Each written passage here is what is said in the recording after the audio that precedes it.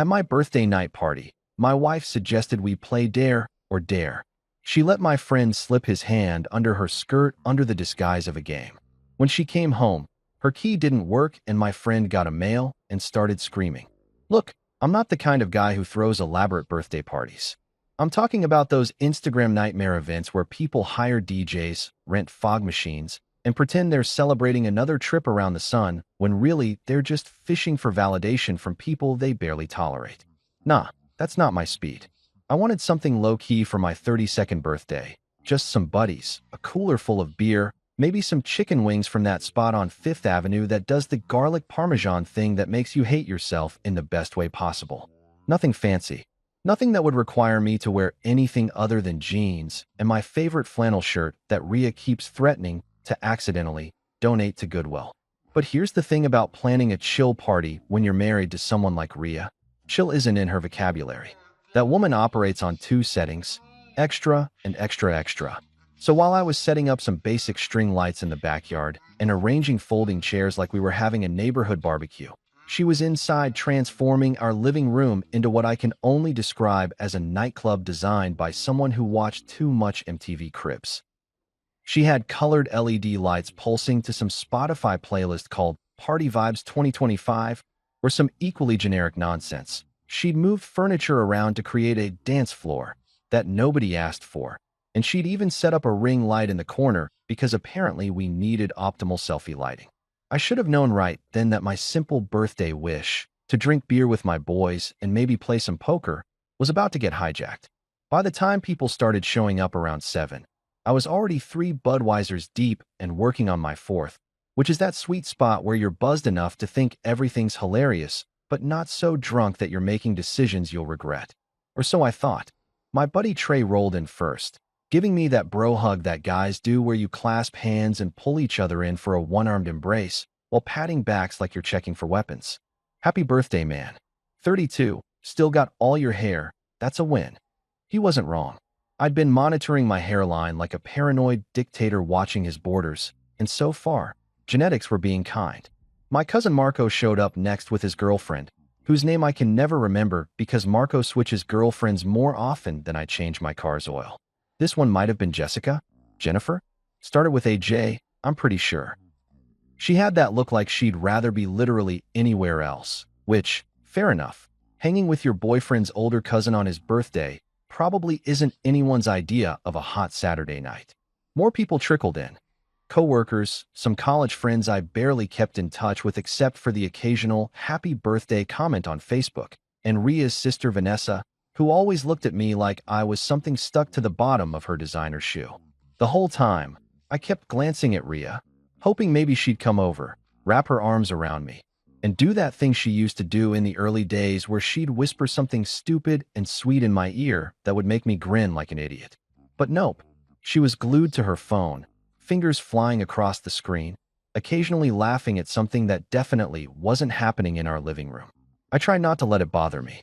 This had become our new normal over the past 6 months, her living in whatever digital universe existed behind that cracked iPhone screen, and me existing somewhere in her peripheral vision, like furniture she'd gotten used to and stopped really seeing. Around 8:30, after everyone had arrived and the small talk had reached that comfortable plateau where people were loosening up and the laughter was getting louder, Rhea finally decided to grace the party with her full attention. And let me tell you, when Rhea makes an entrance, she commits to it like she's walking the red carpet at the Oscars. She'd changed outfits, because of course she had, and was now wearing this little black dress that was more club downtown than husband's birthday party at home.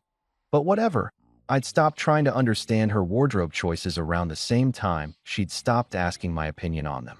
She strutted, and I mean full-on strutted, hips swaying, that confident smile plastered on her face, into the center of the living room, and suddenly everyone's attention shifted to her like she'd activated some kind of tractor beam. She came over to where I was standing by the makeshift bar, really just our kitchen counter covered with bottles and red Solo cups, leaned in, and kissed my cheek. But here's the thing. It wasn't one of those warm, genuine kisses that says, I love you, or even I like you.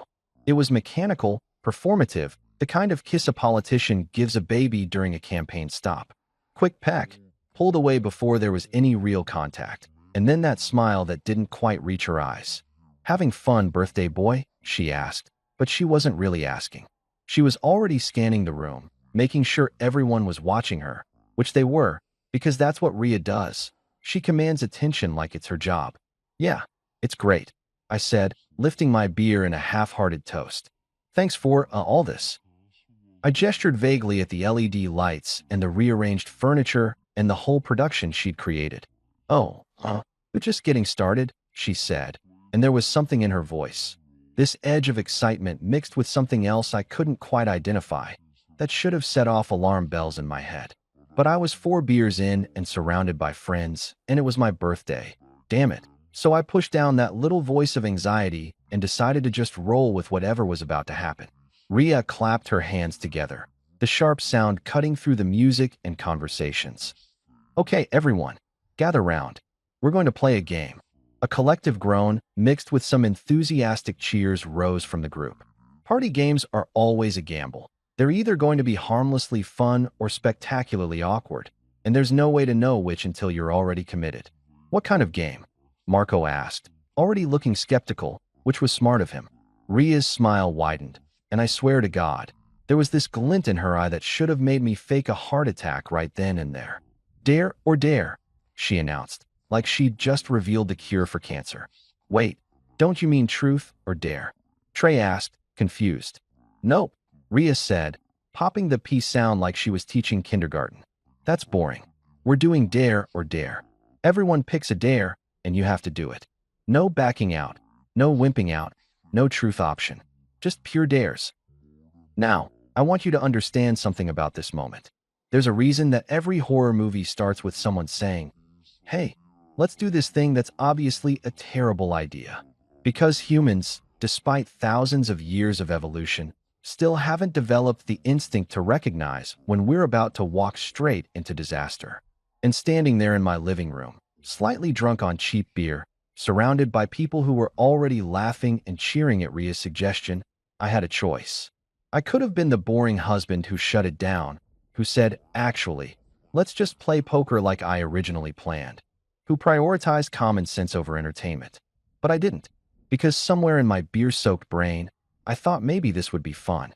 Maybe this would be one of those stories we'd laugh about later. Remember that time at your birthday when Marco had to do that ridiculous dare? Maybe, just maybe, Rhea had planned this as a way to actually engage with the party, with me, with our life together, instead of with her phone screen. "All right," I said, raising my beer bottle. "Let's do it. Dare or dare. What could possibly go wrong?" "Oh, pass me." Sweet, naive, slightly intoxicated past me. "If only you knew that you'd just agreed to the opening act of your marriage's demolition derby. If only you'd recognize that sometimes when your wife suggests a game with that particular smile on her face, she's not trying to add fun to the party. She's trying to blow up your entire life while everyone watches." But I didn't know that yet. So I smiled, I drank my beer, and I waited for the dares to begin, completely unaware that I was about to discover exactly how much damage 5 seconds can do to a decade of marriage. So we all settled into this game like a bunch of college kids who never grew up, which, let's be honest, is exactly what we were. Rhea grabbed an empty wine bottle from the counter, because apparently we were also adding spin the bottle elements to this disaster, and set it down on the coffee table that she'd shoved against the wall to make room for her imaginary dance floor. Everyone formed this loose circle on the floor and the couch, and I squeezed myself onto the armrest because my 32-year-old knees weren't about to forgive me for sitting cross-legged on hardwood for the next hour.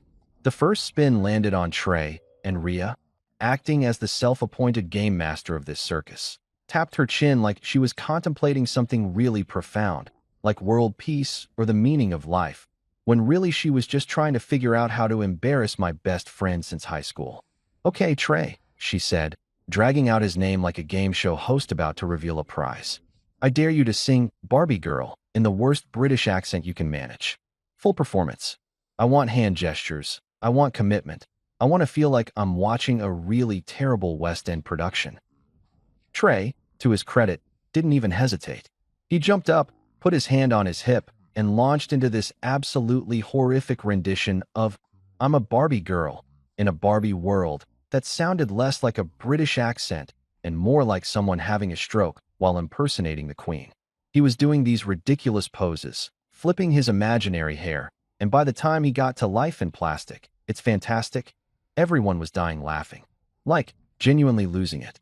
Marco was wiping tears from his eyes. Vanessa was actually smiling for once in her perpetually judgmental life, and even I had to admit it was pretty damn funny. This was the kind of harmless, stupid fun I'd been hoping for. Everyone embarrassing themselves equally, no hard feelings, just good memories, and maybe some blackmail footage for future birthdays. The bottle spun again, landed on Marco, and Ria gave him a dare to do 10 push-ups right there in the middle of the living room while reciting the alphabet backwards. He made it to about the letter S before his arms gave out and he face-planted onto our area rug, which sent another wave of laughter through the room.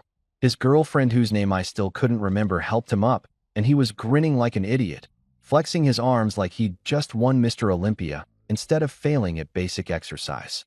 See, this was fine. This was fun. This was exactly the kind of stupid adult entertainment that made you forget about your mortgage and your boring office job, and the fact that your marriage had become more roommate situation than romantic partnership. I was actually starting to relax, thinking maybe Ria had actually planned something cool for once. Maybe this was her way of trying to inject some life back into our relationship, into our social circle, into the general monotony that had become our existence. The bottle spun again. It went around a few more times. Somebody had to eat a spoonful of hot sauce. Someone else had to call their mom and sing happy birthday, even though it wasn't her birthday. Standard party dare stuff that would be slightly embarrassing in the moment and hilarious in retrospect. I was on my 5th beer now, that perfect level of drunk where everything seems like a good idea and consequences are just theoretical concepts that happen to other people. Then the bottle landed on Trey again. And this is where everything went from fun party game to what the actual hell is happening in my living room right now. Ria leaned forward, and I noticed this change in her expression, like she'd been waiting for this moment, planning for it, and now the opportunity had finally arrived. She had this look in her eyes that I'd seen before, usually right before she did something impulsive that I'd have to deal with the consequences of later. But I was too buzzed and too committed to the vibe of the party to really register what was about to happen. "Trey," she said, and her voice had this edge to it now, this sharpness that cut through the music and the chatter. The room didn't go quiet immediately, but there was this subtle shift in energy, like everyone's subconscious was picking up on something their conscious minds hadn't processed yet. "I've got a really good dare for you." "Oh God," Trey said, laughing nervously. "I don't like that tone. That's the tone my ex-girlfriend used right before she told me we needed to talk." "Don't be dramatic," Ria said, waving her hand dismissively. She was smiling, but it wasn't her normal smile. It was something else, something calculated and sharp and dangerous. "It's simple, really.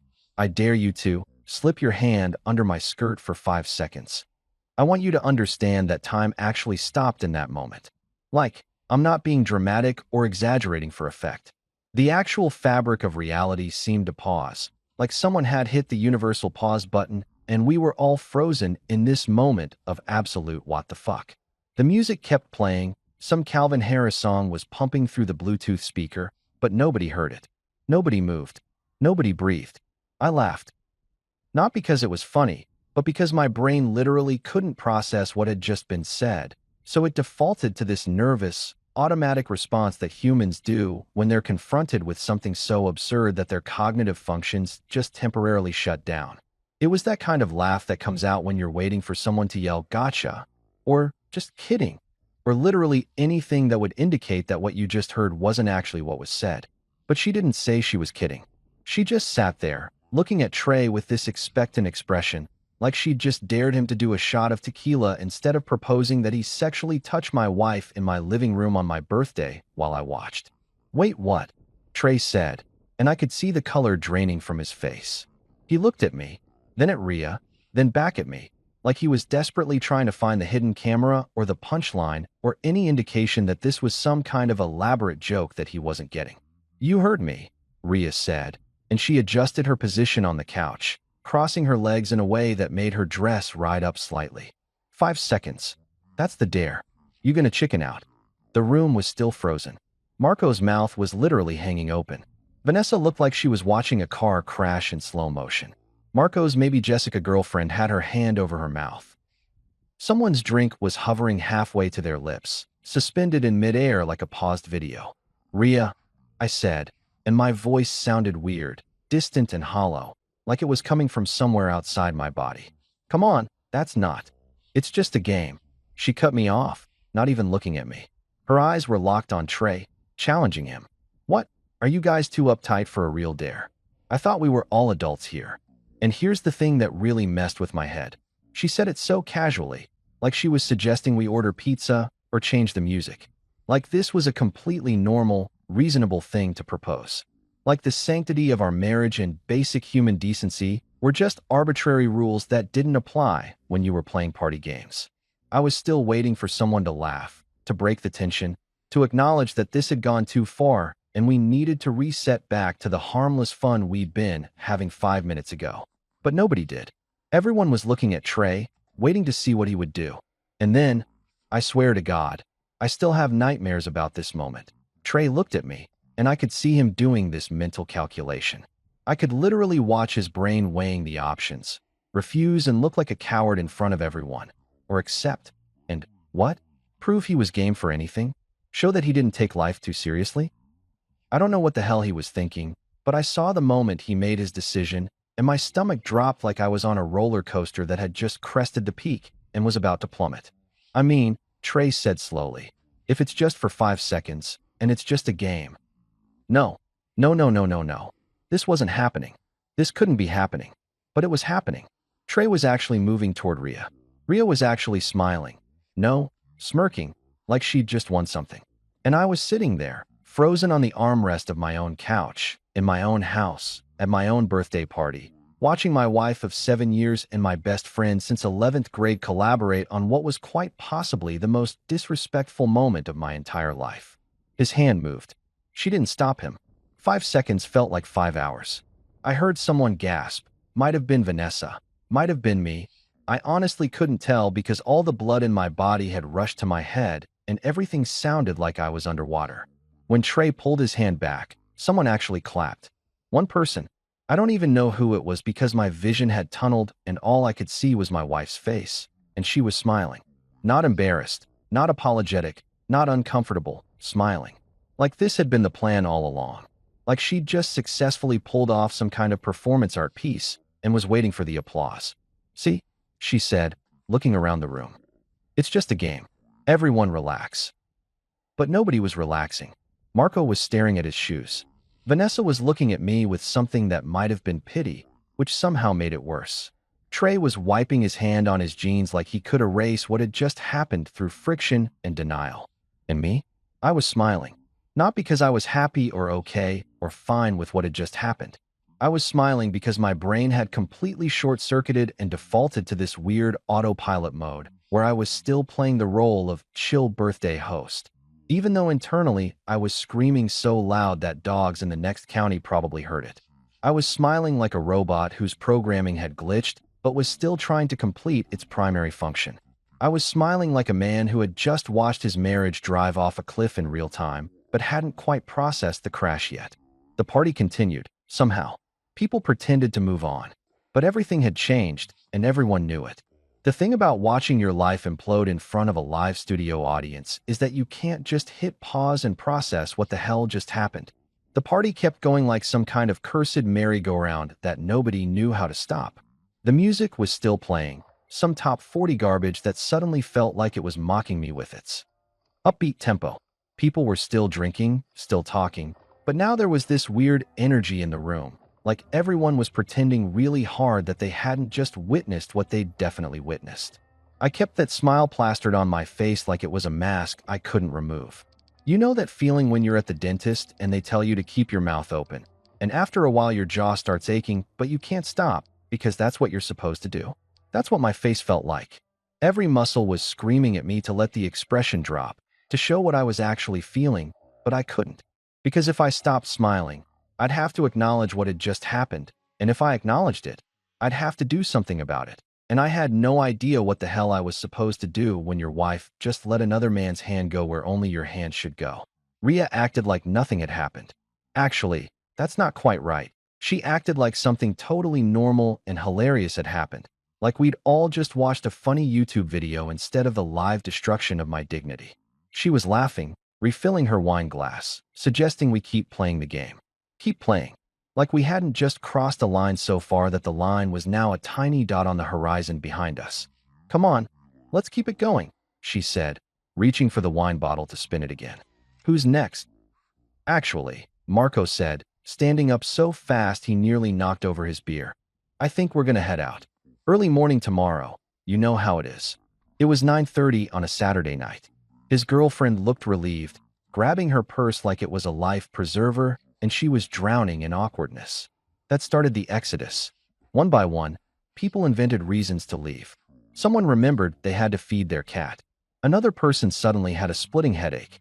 Vanessa didn't even bother with an excuse. She just looked at me with this expression that was part pity, part disgust, like I was an injured animal she wanted to help but couldn't bring herself to touch, and then she left. Within 20 minutes, my birthday party had cleared out faster than a building during a fire drill.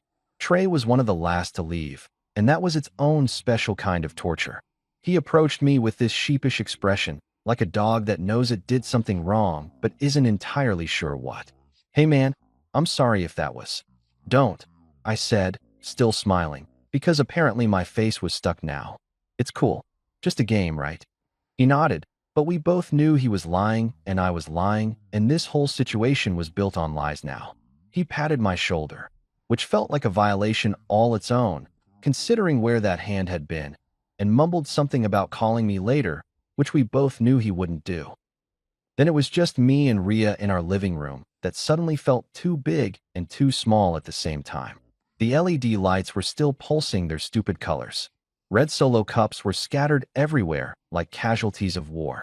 There was a chip crushed into the carpet that I'd have to deal with later, but honestly, a crushed chip felt like the least of my problems right now. Rhea was on her phone again, typing away, probably posting some carefully curated photo from earlier in the night with a caption like, "Best birthday party ever. Hashtag blessed, hashtag love, hashtag good times." Or some other bullshit that would make everyone who'd already left think they'd imagined what had actually happened. That was fun, she said, not looking up from her screen. Everyone seemed to have a good time. I stared at her. Actually stared, waiting for her to acknowledge the elephant in the room, or more accurately, the hand that had been under her skirt in the room. But she just kept scrolling, double tapping, living in her digital fantasy world where consequences didn't exist and marriages were just props for Instagram content. Rhea, I said, and my voice came out steadier than I expected, which surprised me. What the hell was that? What was what? She finally looked up, and I swear to God, she looked genuinely confused, like I was asking her about quantum physics instead of about the most disrespectful thing that had ever happened in our relationship. The dare. The game. Trey. His hand. Your skirt. Do I need to keep going, or are you getting the picture? She rolled her eyes. Actually rolled them, like I was being unreasonable. Oh my God, don't be so dramatic. It was just a game. Everyone was having fun. Fun. I felt something crack inside my chest, like ice breaking on a frozen lake. You think that was fun? Watching my wife let my best friend touch her in front of everyone. He barely touched me, she said, waving her hand dismissively. It was 5 seconds. You're acting like we had sex on the coffee table. The fact that she was using "we had sex on the coffee table" as her comparison point for behavior that would have been inappropriate told me everything I needed to know about how far apart we drifted. When did we get here? When did the woman I married, the one who used to get embarrassed if I held her hand too long in public, turn into someone who thought this kind of stunt was acceptable party entertainment? It's not about how long it was, I said, trying to keep my voice level even though I wanted to scream. It's about respect. It's about boundaries. It's about the fact that you thought it was okay to do that, in front of everyone, on my birthday. There it is, she said, and there was this edge of triumph in her voice, like she'd been waiting for me to say something specific so she could pounce on it. This is really about your ego, isn't it? Your pride got hurt because everyone saw it. If I'd done the same thing in private, you wouldn't care. The audacity of that statement actually made me laugh. A real laugh this time, not the broken robot laugh from earlier. Are you serious right now? You think the problem is that people saw it? Rhea, The problem is that it happened at all. You're being a child, she said, standing up and grabbing her purse. I need some air. You're suffocating me with this jealous husband routine. Jealous. I was following her now as she headed toward the door. Setting basic boundaries in a marriage isn't jealousy. It's called having standards. She spun around, and for a second I saw something flash in her eyes. Anger, maybe, or guilt, or possibly just annoyance that I wasn't letting this go as easily as she'd hoped. You know what your problem is? You're boring. You want everything to be safe and predictable and comfortable, and God forbid anyone tries to have a little fun or be spontaneous. Spontaneous? The word tasted bitter coming out of my mouth. Is that what we're calling it? Because I'd call it disrespectful. I'd call it inappropriate. I'd call it a dozen other things. But spontaneous isn't one of them. I'm staying at my sister's tonight, she announced, grabbing her keys from the hook by the door. I need space from your negativity. My negativity. My negativity. I just watched my wife participate in what was essentially public foreplay with my best friend, and my completely reasonable reaction to that was being characterized as negativity. This was gaslighting at an Olympic level. Fine, I said, and I meant it. Take all the space you need.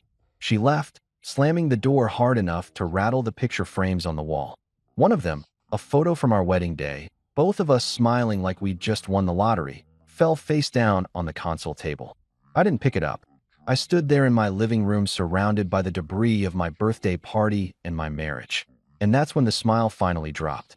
My face relaxed, my jaw unclenched, and I felt the full weight of what had happened settle onto my shoulders like a wet blanket made of pure humiliation and rage. But underneath all of that, there was something else growing, something cold and calculating and methodical. Because here's what Rhea didn't understand about me, what she'd forgotten somewhere along the way while she was busy living her best life on social media and treating our marriage like it was just another game to play. I might be boring, I might be predictable, I might be all the things she accused me of being. But I was also patient, and I was thorough, and when I decided to do something, I committed to it completely. She'd made her move in this game she wanted to play. She'd shown me exactly how much our marriage meant to her, exactly how much respect she had for me, exactly what kind of person she'd become when she thought she could get away with it. Now it was my turn. I pulled out my phone and opened my notes app, started making a list. Change the locks was item number 1. It felt petty even as I typed it, but you know what?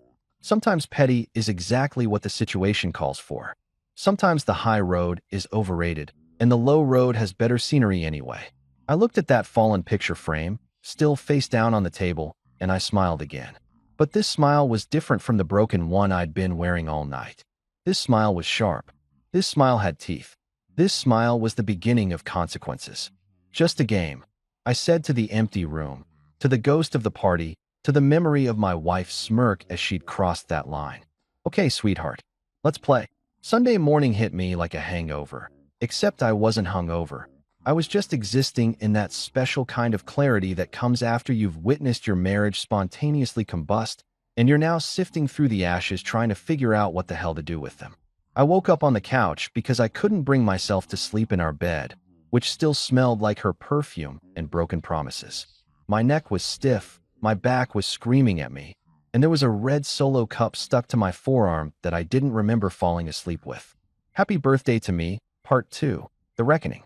My phone had blown up overnight. 17 text messages, most of them from people at the party doing that thing where they pretend to check in on you, but really they're just fishing for drama they can discuss with other people later. Hey man, you good? Translation: please confirm that what I saw actually happened so I can tell everyone about it. I ignored all of them except one from my brother Jake, who lived 3 states away and hadn't been at the party. Thank God. Mom says you had a party. How'd it go? I typed back. Let's just say I'm considering becoming a monk. 3 dots appeared immediately. That bad? Worse. Tell you later. I hauled myself off the couch and surveyed the damage. My living room looked like a crime scene. If the crime was bad decisions and worse judgment. I started cleaning on autopilot, throwing away cups, wiping down surfaces, finding that crushed chip in the carpet, and scrubbing at it like if I could just get this one stain out. Maybe everything else would somehow fix itself too. Spoiler alert, it didn't work that way. Around noon, my phone buzzed with a text from Rhea. Not an apology, Not an acknowledgement of what had happened, just, "Hey babe, I'm staying at Vanessa's tonight too. Need a break. Don't wait up. Need a break." Like she was the one who'd been wronged here. Like she was the victim in this situation. Like I was some kind of oppressive force she needed space from. Instead of the husband whose birthday she'd turned into a public humiliation ritual. I stared at that text for a solid 5 minutes, reading it over and over, waiting for the anger to spike. But instead I just felt this cold, calm determination settle over me like snow. She wanted a break? The whole deal. Woman trouble? He asked, already getting to work on the front door. Is it that obvious? Brother, I've been doing this job for 23 years. I can spot a revenge lock change from a mile away. Usually it's the women calling me, though. You're the first guy this month. Well, I'm a trailblazer, I said, watching him remove the old lock mechanism with practiced efficiency. He worked in silence for a while, just the sound of his tools and the occasional grunt of effort. After about 45 minutes, he'd replaced all 3 locks with brand new ones, shiny and silver, and completely foreign to the keys currently sitting in Ria's purse at her sister's house. You want me to leave the old locks with you? Raymond asked as he packed up his tools. Some people like to keep them. Evidence for the lawyers, usually. Lawyers, I repeated, tasting the word. I hadn't really thought that far ahead yet, but hearing him say it made something crystallize in my mind. Yeah, lawyers. This was heading that direction, wasn't it? Just a hunch, Raymond said, handing me 3 new sets of keys. You seem like a guy who's making permanent decisions, not temporary ones. He wasn't wrong. I paid him cash, $280 to buy myself some peace of mind and a whole lot of petty satisfaction, and he drove away, leaving me standing in my doorway with new keys and a new sense of purpose. I spent the rest of Sunday and most of Monday in a weird productive haze, like I was preparing for something without fully knowing what it was yet. I cleaned the house top to bottom. I organized paperwork. I pulled out our marriage certificate and looked at it. Really looked at it, trying to remember the person I'd been when I signed that thing. Young, optimistic, convinced that love was enough to overcome anything. What a naive idiot. Monday afternoon, I was sitting at my home office desk. I'd been working remote since the pandemic and never went back to the office full-time, when my phone buzzed with another text from Ria. Coming home tonight. Need to grab some things. Should be there around 7. No, can I come by? No. Is that okay? Just a statement of fact, like she still had unlimited access to come and go as she pleased. I checked the time, 4:47 p.m. That gave me just over 2 hours to prepare for what was about to be a very interesting conversation. I didn't respond to her text, just left it on read, which I knew would annoy her because she was one of those people who needed immediate responses to everything, like the world would stop spinning if someone didn't acknowledge her messages within 30 seconds. 7 o'clock came and went. Then 7:15. Finally, around 7:23, I heard it, the sound of a key scraping against the front door lock, trying to find purchase, failing. The scraping got more aggressive, more frustrated. Then came the jiggling, that universal sound of someone trying to force a key into a lock that it no longer belongs to. I stayed where I was, sitting in the living room with a fresh cup of coffee, decaf, because I wasn't a monster, I just wanted to be petty, not unable to sleep, and waited. The jiggling stopped. Then came the knocking. Soft at first, almost polite. Hello? The door's stuck or something. I took a sip of my coffee. The knocking got louder. Seriously, the lock is broken. Can you open the door? Another sip. I was really savoring this coffee. Maybe the best coffee I'd ever had, actually. Then came the pounding, aggressive now, the sound of someone who'd just realized that the lock wasn't broken, it was changed. Are you kidding me right now? Did you change the locks? I stood up, walked to the door, and spoke through it in the calmest voice I could manage. Yeah, I changed them. Part of the house renovation you didn't approve. What house renovation? Open this door right now. Can't do that, sweetheart. See, you said you needed space, so I'm giving you space. All the space you want, actually.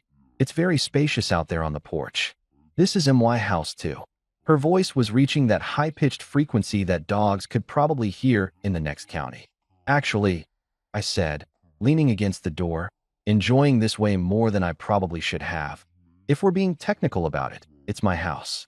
Your name isn't on the deed, remember? You never got around to being added. Silence. Then, you're being insane. This is crazy. You can't lock me out of my own home. I just did, though. So clearly I can. And it's not your home. That's kind of my whole point here. More pounding, loud enough that I worried about the neighbors. Except our nearest neighbor was Mrs. Chun, who was like 87 and deaf as a post. So we were probably fine. I need my things. My clothes, my makeup, my laptop. Everything I own is in there. Then you should have thought about that before you decided to play Wandering Hands with Trey at my birthday party. Huh? I could hear her breathing hard through the door, could imagine her face getting red the way it did when she was really angry. That vein in her forehead popping out like it was trying to escape. Let me in right now, or I'm calling the cops. Go ahead, I said cheerfully. Tell them your husband locked you out of his house after you publicly humiliated him. I'm sure they'll be very sympathetic. Maybe they'll even want to see the security footage from the backyard Ring camera. You remember that camera, right? The one that has a perfect view of the living room window. Another silence, longer this time. I could practically hear her brain recalculating, reassessing, trying to figure out her next move. You're recording this? Her voice had changed now, less angry, more careful. I'm not recording anything right now. But the camera definitely caught some interesting party moments. Real spontaneous stuff, very authentic content. The silence that followed my little revelation about the Ring camera was absolutely delicious. I could hear Ria's breathing through the door, and I imagined her standing there doing that thing she did when she was trying to process information that didn't fit her narrative, biting her bottom lip, eyes darting around like the answer to her problems was written somewhere in the air. The Ring camera had been my idea 6 months ago after our neighbor 2 houses down got their packages stolen. Ria had complained about the cost, said it was unnecessary, that I was being paranoid again. Funny how paranoia looks a lot like preparation when things go sideways. You wouldn't, she finally said, but her voice had lost that aggressive edge. Now she sounded uncertain, which was a nice change from her usual bulletproof confidence. Wouldn't what? Keep security footage from my own house. Pretty sure that's not illegal, Ria. In fact, I think it's called being a responsible homeowner. You're bluffing.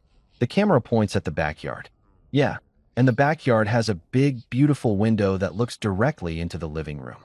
You know, the living room where we had the party, where you decided to audition for the Real Housewives of Terrible Decisions. More silence. I was winning, and we both knew it. The balance of power in our relationship had always been weird.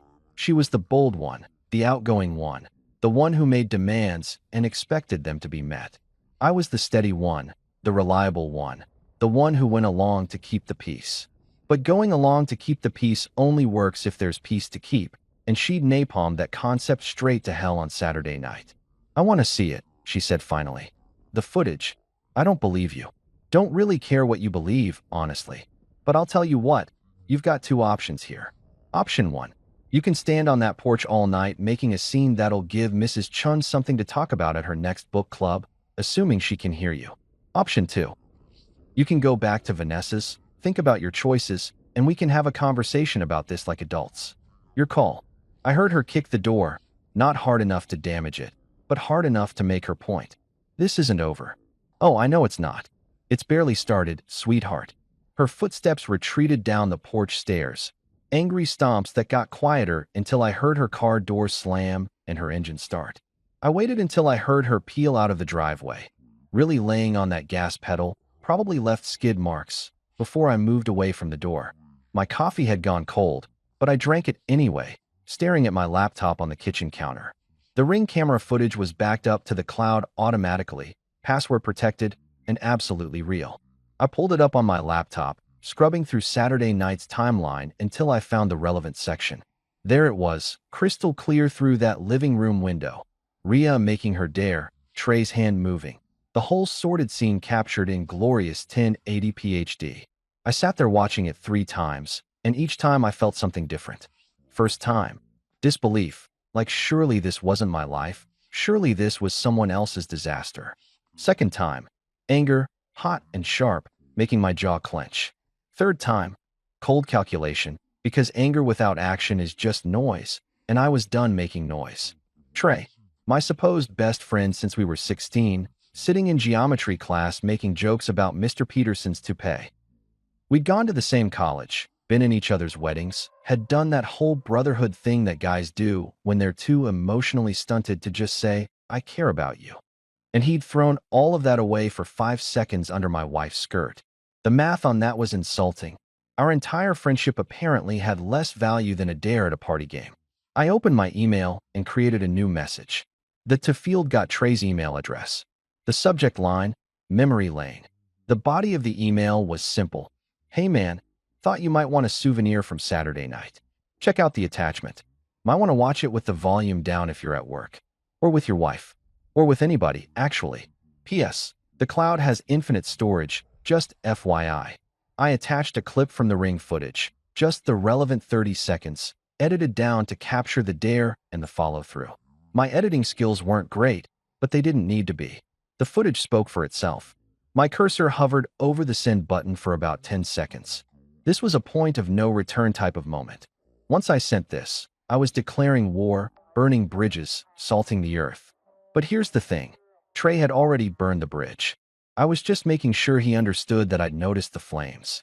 I clicked send.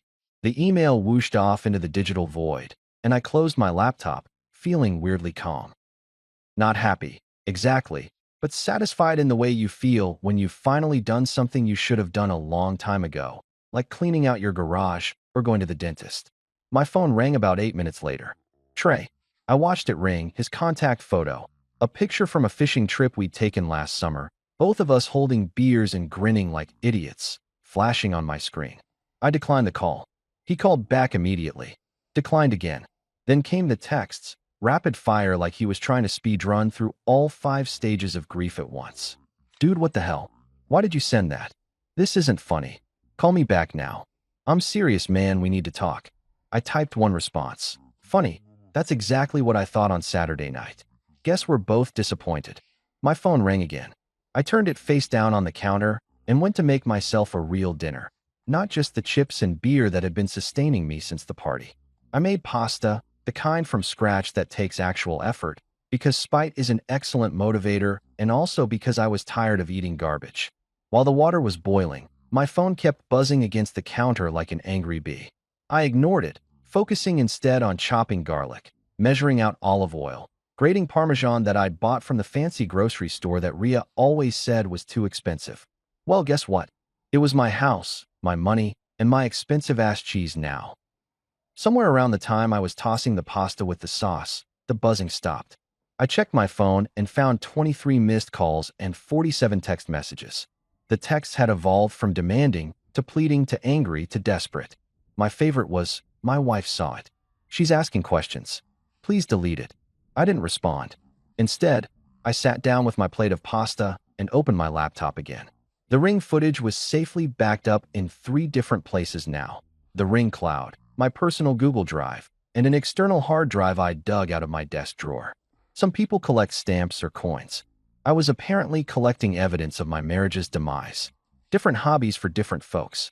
Around 9 p.m., my email pinged with a new message from Trey. The subject line was just, please. I opened it against my better judgment. It was long, rambling, full of typos that suggested he was either drunk or typing with shaking hands. The gist was, it was a mistake. He was sorry. He never meant to hurt me. Rhea had pressured him. He'd been drunk. Please, please, please delete the footage because his wife was threatening to leave and his boss somehow found out, and now his job was in jeopardy. That last part caught my attention. His boss found out.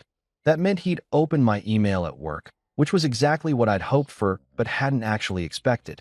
I'd figured he'd be smart enough to wait until he got home, but apparently panic makes people stupid. Or maybe he was already stupid and I'd just been too loyal to notice for the past 16 years.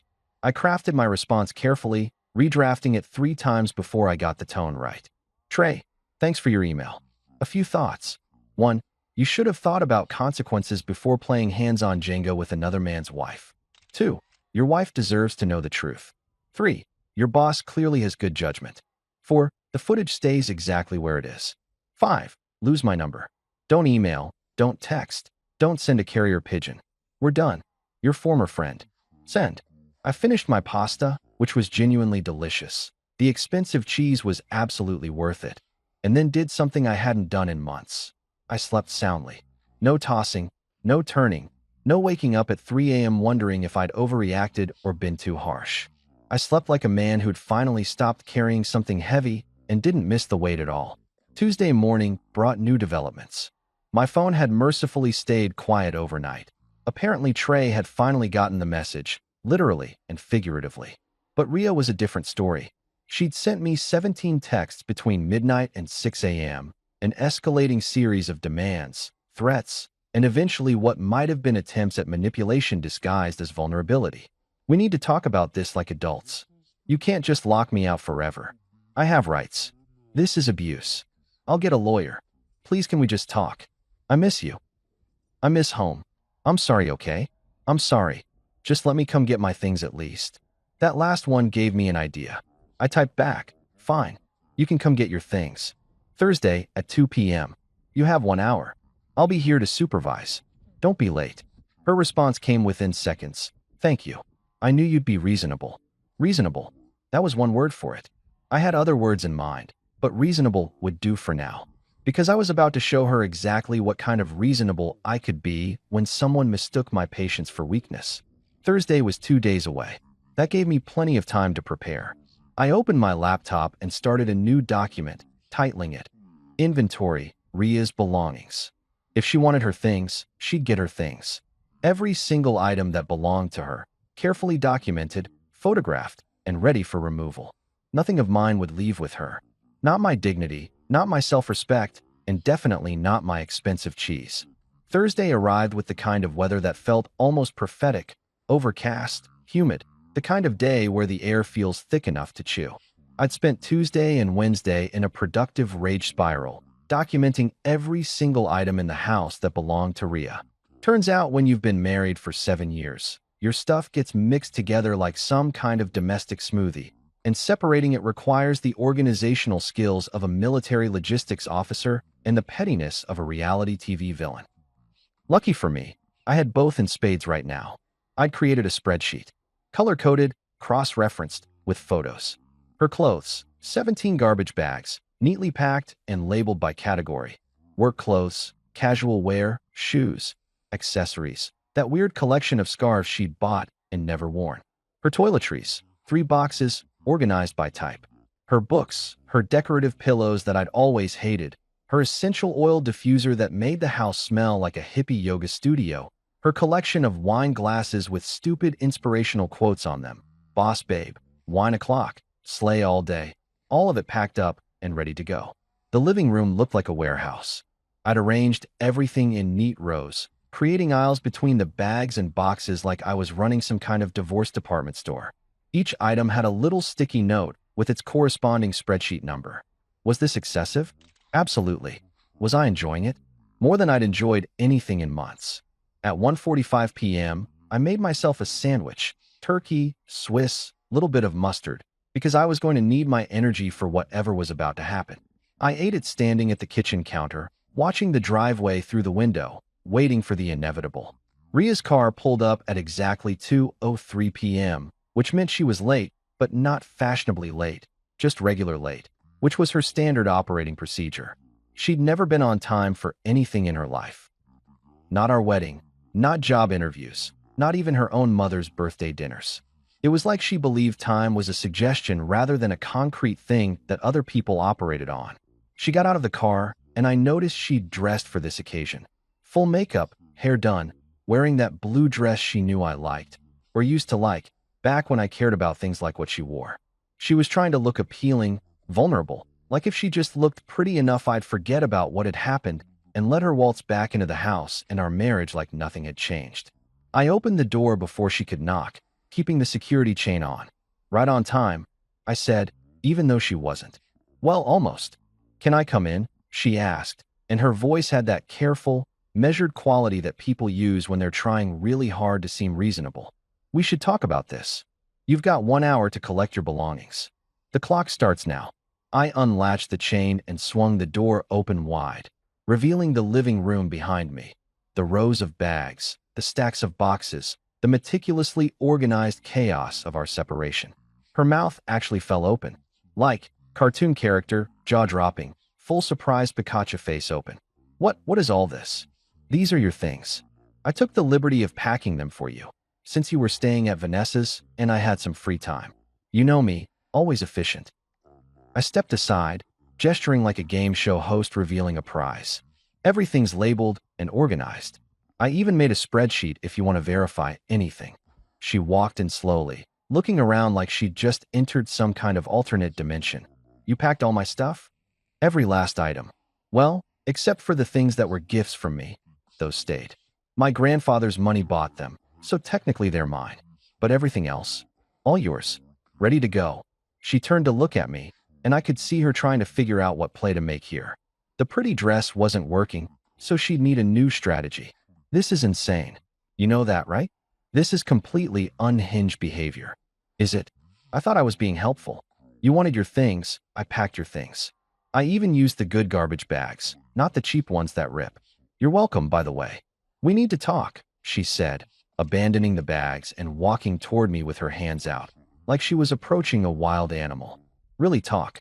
About what happened, about us, about how you let another man's hand up your skirt at my birthday party? I interrupted, keeping my voice pleasant, almost cheerful. Yeah, I'm good on that conversation, actually. Said everything I needed to say when I changed the locks.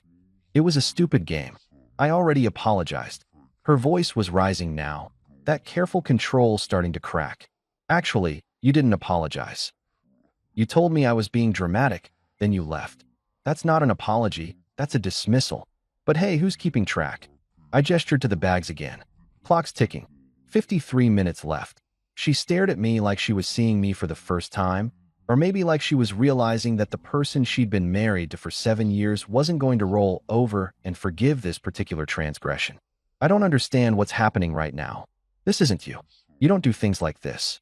You're right, I said, and I meant it. The old me didn't do things like this. The old me would have swallowed it, made excuses for you, convinced myself that it wasn't that bad, that I was overreacting, that I should be grateful you came home at all. But that guy? He died on Saturday night. This is the new me, and the new me has significantly less tolerance for disrespect. So what? You're just going to throw away 7 years of marriage over one mistake. One mistake. I laughed, and it echoed in the emptiness of the living room. Ria, this wasn't a mistake. Mistakes are accidental. You didn't accidentally dare Trey to touch you. You didn't accidentally smile while he did it. You didn't accidentally dismiss my feelings afterward. Those were all choices. Deliberate, conscious choices. And now I'm making mine. Her eyes were getting shiny now, tears forming, and I knew this phase of the performance. The crying, the vulnerability, the look what you're doing to me act. I'd seen it before, usually when she wanted something or when she'd been caught doing something she shouldn't have been doing. Please, she said, and her voice cracked perfectly like she'd rehearsed it. Please don't do this. I love you. I know I screwed up, but we can fix this. We can go to counseling. We can. Counseling. The word came out sharper than I intended. You want to sit in some therapist's office and explain to a third party why you thought it was appropriate to turn our marriage into performance art? You want to pay someone $200 an hour to tell you what common sense should have told you for free? Hard pass. She was full-on crying now, mascara starting to run. The waterproof stuff she usually wore was apparently not in play today. You're being cruel. This isn't fair. Fair. I felt something hot flare in my chest. You want to talk about fair? Was it fair when you humiliated me in front of everyone I care about? Was it fair when you gaslit me afterward, told me I was being dramatic for having a completely normal reaction to watching my wife get felled up by my best friend? Was it fair when you left and made me the bad guy for being upset? I said I was sorry, she shouted, dropping the vulnerable act and switching to anger, because apparently we were speed running through emotional manipulation tactics. No, you didn't. You literally never said those words. You said, don't be dramatic. You said it was just a game. You said you're being a child, but you never once said, I'm sorry. I crossed a line. I disrespected you and our marriage. Not once. She opened her mouth, closed it, opened it again like a fish gasping for air. Because I was right, and she knew it, and she was realizing that her usual tactics weren't going to work this time. Get your stuff, I said, my voice going quiet and cold. You've got 47 minutes left. After that, anything remaining goes to the curb, and I'm not responsible for what the garbage collectors decide to keep. You can't do this, she said, but there was no conviction in it anymore. Just desperation. Watch me. She stood there for another 30 seconds, maybe hoping I'd crack, maybe hoping she'd wake up and this would all be a bad dream. Then she pulled out her phone and made a call. Vanessa, I need you to come over with your SUV. Like, right now. I'll explain later. While she waited for her sister, she started loading bags into her car, making multiple trips. Huffing and puffing like this was the hardest physical labor she'd ever done. Which it probably was. Ria wasn't exactly known for her work ethic when it came to anything that didn't directly benefit her. Vanessa showed up 20 minutes later, took one look at the scene, and shot me a look that was half disgust, half respect. Like she thought I was being an asshole, but she could appreciate the thoroughness of it. She helped Ria load the rest of the bags and boxes without saying a word to me, which was fine. I had nothing to say to her anyway. At 2:58 p.m., 2 minutes before the deadline, Ria grabbed the last box, the one with her wine glasses, and carried it to Vanessa's SUV. She came back one more time, standing in the doorway like she was going to make one final plea. Don't, I said before she could start. Just don't. We both know how this ends. We can do it the easy way or the hard way, but it ends the same either way. I hope you're happy, she spat, abandoning any pretense of reconciliation. I hope this is everything you wanted. It's not, I admitted. What I wanted was a wife who respected me. But we don't always get what we want, do we? She left without another word, and I watched from the doorway as both cars pulled away, loaded down with garbage bags full of her life. When they disappeared around the corner, I closed the door, locked it, with the new locks, the good ones that her old keys didn't work on, and looked around my house. It was quieter now, emptier, but it was mine. I walked over to where that wedding photo had been lying face down on the console table and picked it up. Looked at the two people in it, smiling like they had it all figured out. Then I opened the garbage can and dropped it in. Sometimes the trash takes itself out. Sometimes you have to help it along. The fallout from Thursday's Great Purge was immediate and spectacular. By Friday morning, the group chat that I'd been part of since college, creatively named The Boys because we peaked in our creativity around sophomore year and never recovered, was absolutely losing its mind. I woke up to 127 unread messages, which was more activity than that chat had seen in the last 6 months combined.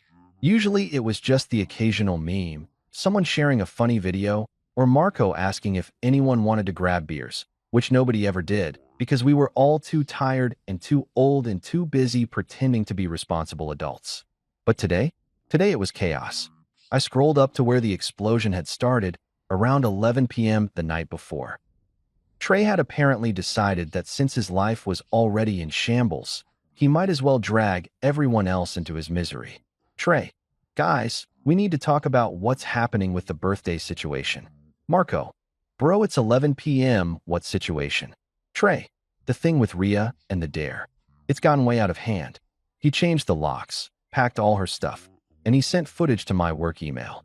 Jake, my brother, added to the chat after he moved back from Denver. LMAO, he did what? Trey, it's not funny, man. My boss saw it. My wife saw it. He's trying to ruin my life over a stupid game. That's where the chat really took off. People who I hadn't heard from in years suddenly had opinions. Strong opinions. About my marriage, my reaction, my character, my entire existence. Brandon, guy I played intramural soccer with in 2015. Okay, but it was just a dare though. Seems like an overreaction. Marcus, Ria's cousin, which explained his position, he's being psycho about this. It was 5 seconds. My cousin is devastated.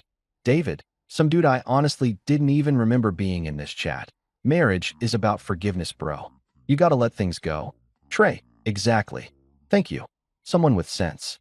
I read through all 127 messages, watching people I'd known for years, people I'd shared beers with, gone to football games with, celebrated life milestones with, all coming together to tell me that I was the problem, that I'd overreacted, that it was just a game, and just 5 seconds, and not that serious, and I needed to be the bigger man and let it go.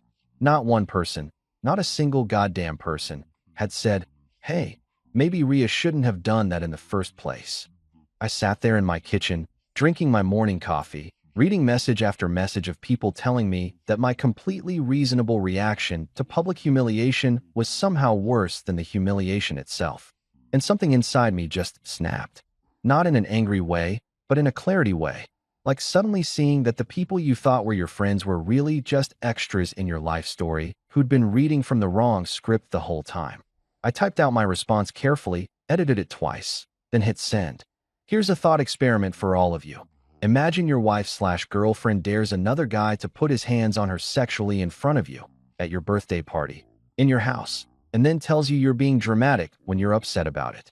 Still think it's just a game? Still think I overreacted? Because if the answer is yes, then you're part of the problem, and I don't need people who think that's acceptable behavior in my life.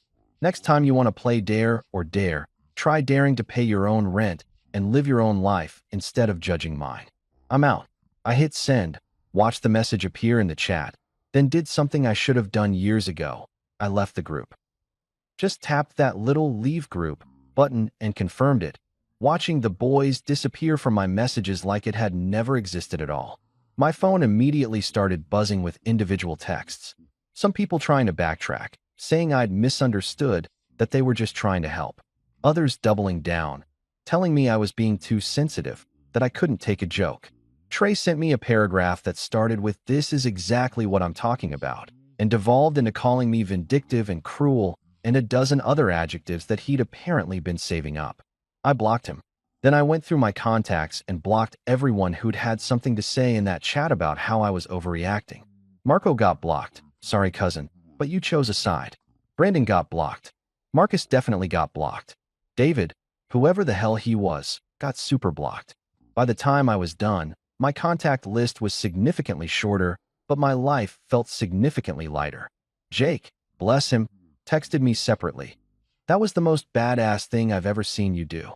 Mom's gonna hear about this, though. Aunt Linda is already calling her. Of course Aunt Linda was calling.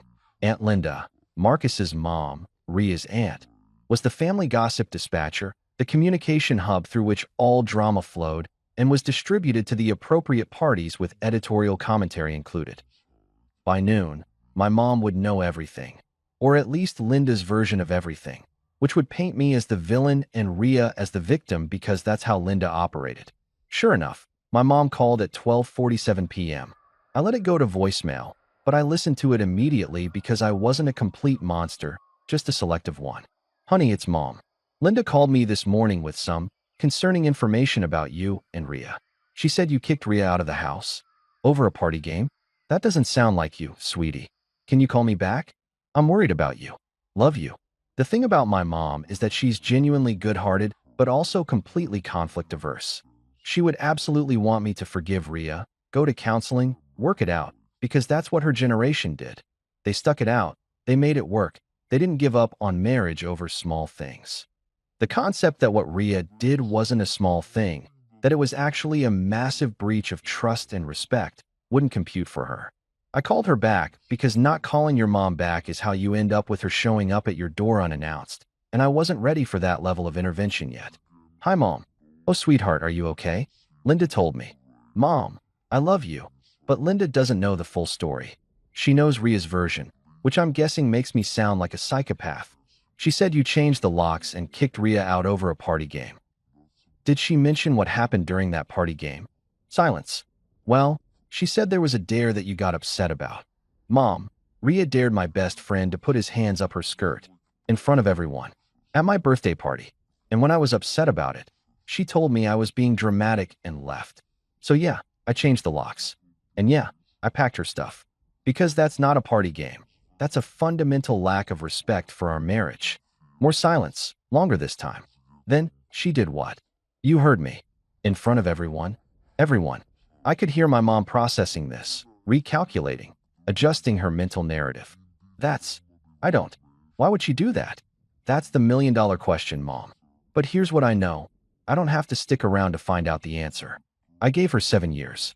She threw them away for a 5-second dare. That's on her, not me. But honey, marriage is work. It's about forgiveness and, Mom, I know you mean well, but there's a difference between working through normal marriage stuff